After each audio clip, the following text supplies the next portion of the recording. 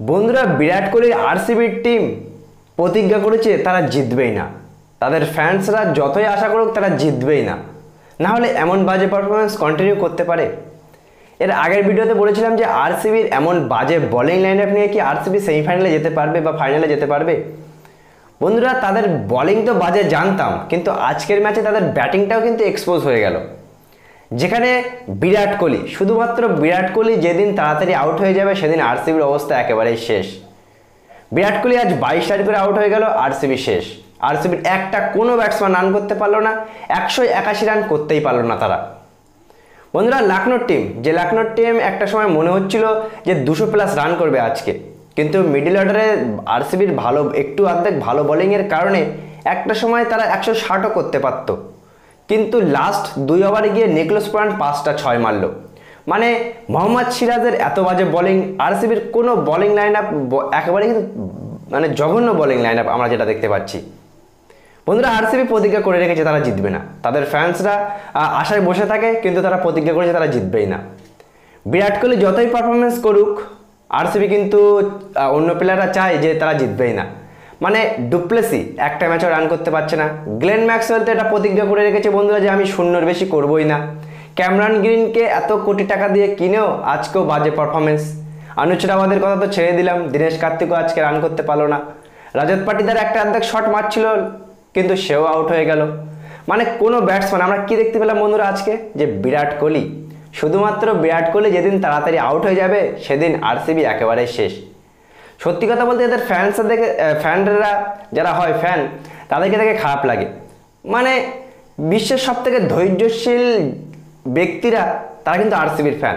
মানে একের পর এক বাজে পারফরমেন্স করেও যে আরসিবির টিমটাকে তারা সমর্থন করেই যায়। বন্ধুরা, মুম্বাই ইন্ডিয়ান্সের পরে দ্বিতীয় টিম হিসেবে 4 ম্যাচে অলরেডি তারা 3টে ম্যাচ হেরে গেছে আরসিবি। আর এই টুর্নামেন্টে কিন্তু আরসিবির অবস্থা একেবারেই বাজে অবস্থা। কোনো ম্যানেজমেন্টের ঠিক নেই, ব্যাটিং লাইন আপের ঠিক নেই। বিরাট কোহলি আউট হয়ে গেলে তাদের অন্য কোনো ব্যাটসম্যান রান করতে পারে না। এত বড় মার্জিনে লখনৌ সুপার জায়ান্টসের কাছে হেরে যায় তাদের এই ঘরের মাঠে। 3 ম্যাচের মধ্যে অলরেডি তারা 2টো হেরে গেছে। আইপিএল টিমরা যারা ঘরের মাঠের ম্যাচ হেরে যায় তারা কিন্তু আগে যেতে পারে না, তার কারণ ঘরের মাঠেই কিন্তু তাদের স্ট্রং পয়েন্ট থাকে। শুধুমাত্র বিরাট কোহলি একটা মাত্র প্লেয়ার যার জন্য আরসিবির এত ফ্যান ফলোয়ার। সেই বিরাট কোহলি যদি পারফরমেন্স না করে, যেদিন করবে না, একটা প্লেয়ার তো আর সবসময় পারফরমেন্স করতে পারে না বন্ধুরা। তার সত্ত্বেও 181 রান এই চেন্নাই স্টেডিয়ামে কিন্তু আহামরি বড় কিছু রান না। যে টিমে গ্লেন ম্যাক্সওয়েলের মতো প্লেয়ার আছে, ডুপ্লেসির মতো প্লেয়ার আছে, মানে যা তাই অবস্থা। সত্যি কথা বলতে আজকে আরসিবি হেরেছে, তাতে অতটা বেশি অসুবিধা মানে খারাপ লাগছে না। তার থেকে বেশি ভালো লাগছে বন্ধুরা মায়াঙ্ক যাদব। কি বোলিং রে ভাই! ভারতকে আরও একটা স্টার মানে সুপারস্টার ফাস্ট বোলার পেল। যদিও অনেকেই এখন সোশ্যাল মিডিয়ায় এটা ঝড় তুলবে যে তাকে ইন্ডিয়ান টিমে চান্স দেওয়া উচিত, কিন্তু বন্ধুরা তাকে আরও সুযোগ দেওয়া উচিত। সে কিন্তু ভালো বোলিং করছে। 151 গতিতে বল করে গ্লেন ম্যাক্সওয়েলকে একেবারেই মানে বুঝতেই দিল না বলটা।